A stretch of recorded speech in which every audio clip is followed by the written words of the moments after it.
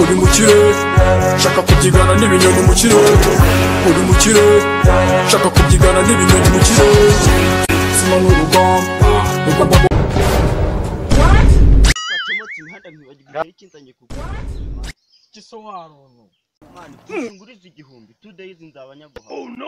wamusenze ko umuntu w'umutaya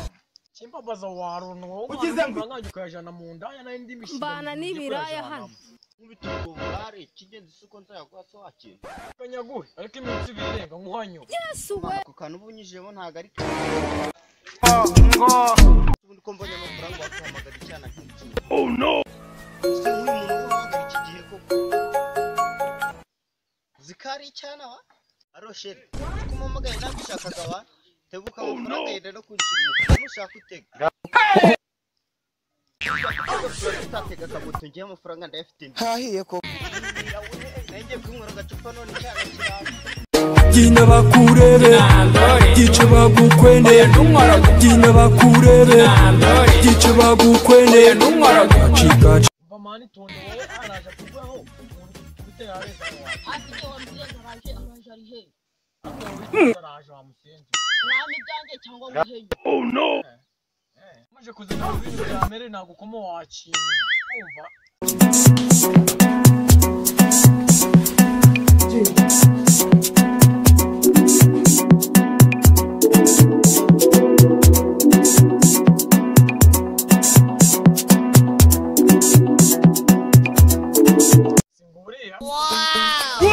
nabanguke noneho nago nyiguhaye ubona gari sawa wakinuwe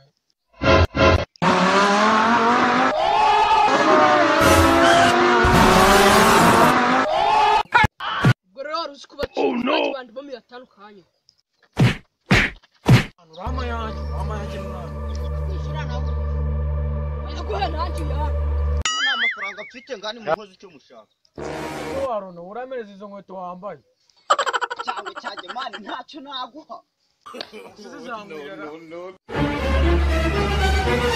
mbega ukuntu zimbereye noneho mutudaje gutereta nuko mwiba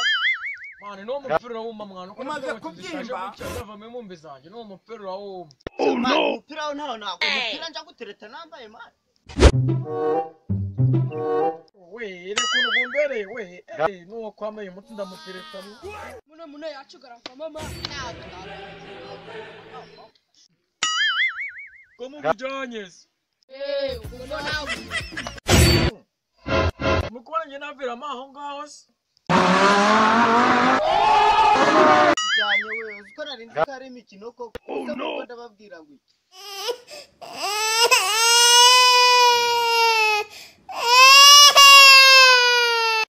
noneho ngiye muri gakondo